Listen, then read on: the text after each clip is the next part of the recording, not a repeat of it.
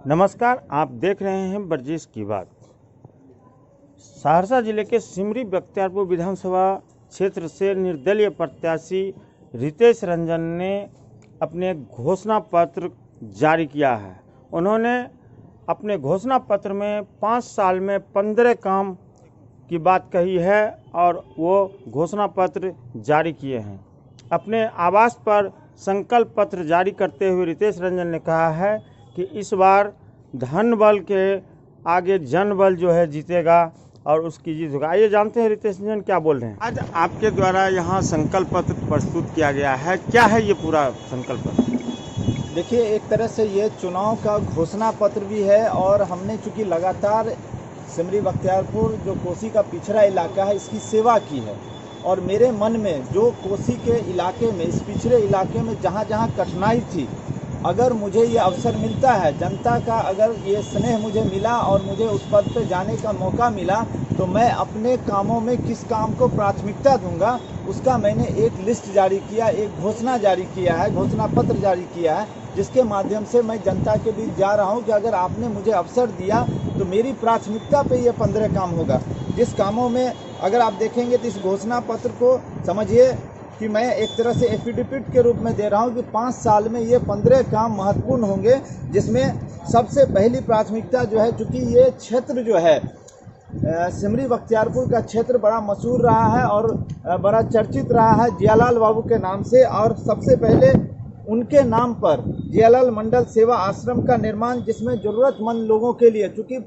इसका एक बहुत बड़ा इलाका जो है बांध के भीतर का इलाका है, जहाँ से लोग अगर इलाज कराने आते हैं या ब्लॉक के काम के लिए आते हैं तो लोग रात में अगर लेट हो जाती है तो उन्हें रुकने में कठिनाई होती है। कई ऐसे निसहाय लोग हैं जिनको रुकने का कोई आश्रय नहीं है, तो हम आदरणीय जियालाल मंडल जी के, स्वर्गीय जियालाल मंडल के नाम से जो है एक सेवा आश्रम खोलना चाहते हैं, जिसमें 24 घंटे जो है लोगों के रहने खाने की मुफ्त व्यवस्था होगी, निःशुल्क व्यवस्था होगी।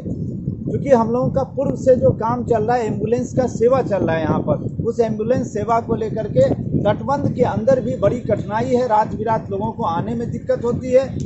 हम लोगों के इलाके में जो 3 प्रखंड पड़ता है, सिमरी बख्तियारपुर, सलखुआ और महिसी का हिस्सा, हम चाहेंगे कि इस तीनों क्षेत्र के लिए 2 एम्बुलेंस सेवा तटबंध के बाहर, तटबंध और 4 एम्बुलेंस सेवा, 2 एम्बुलेंस तटबंध के अंदर एवं 4 एम्बुलेंस सेवा तटबंध के बाहर, जिससे किसी भी व्यक्ति का एम्बुलेंस के अभाव में उसके साथ उसका जो है मौत ना हो सके, इसके लिए हम ये प्रबंध सबसे पहली प्राथमिकता पे करेंगे।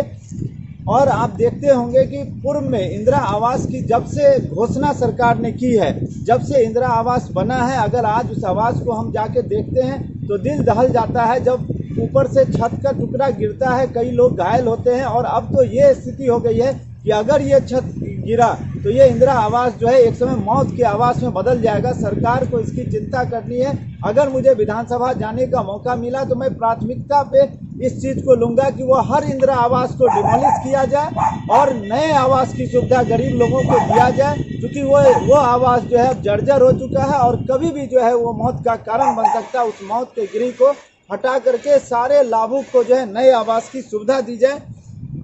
प्रखंड स्तर पर आज आप देखिए, चाहे हम लोगों का राम टोला हो, महादलित का टोला हो, ऐसे सभी जगह जहां पर लोगों को रहने के लिए 2 गज जमीन नहीं है, उनको जो है अंतिम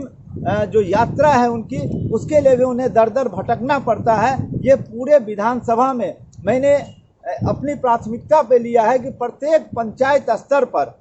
ये शमशान घाट की व्यवस्था होगी, जिससे कि किसी भी गरीब व्यक्ति को जिसको जमीन नहीं है उसको अंतिम संस्कार जो है हिंदू रीति रिवाज के अनुसार अच्छे ढंग से हो। और बड़े स्तर पर, प्रखंड स्तर पर या अनुमंडल मुख्यालय में ऐसा सप्ताह गृह हो, जिससे कि लोग जो है आराम से वहाँ अपने परिजन को जो है वहाँ सप्ताह कर सके, अंतिम उनका हो सके। इसके बाद सिमरी बख्तियारपुर विधानसभा में हमने बच्चों के, खास करके जो मेधावी छात्र हैं, उनकी प्रतिभा अच्छी हो, और जो मेधावी लोग हैं उसके लिए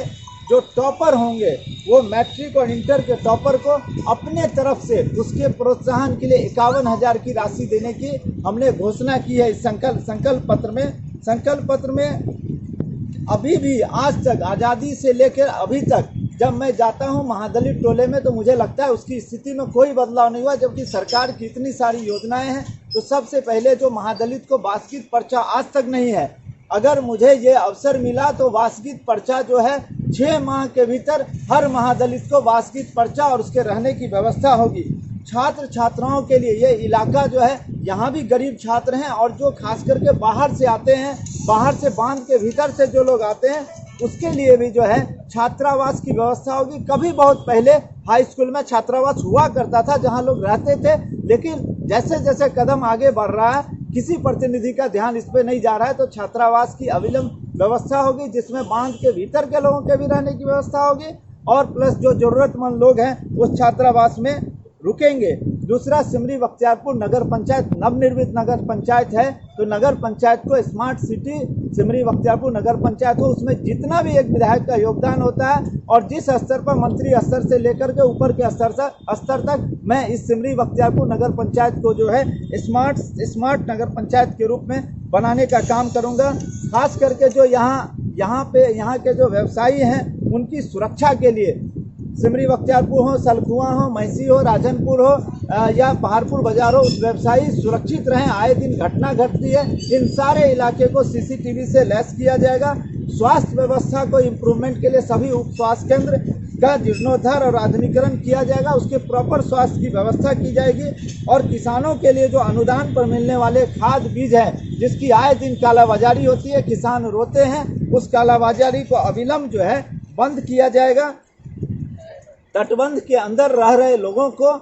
यातायात की सुविधा के लिए जहां पुल की आवश्यकता होगी, चाहे वो डेंगराही में आवश्यकता हो या कड़ुमर में आवश्यकता हो, हर वो जगह जहां पुल की जरूरत है। जब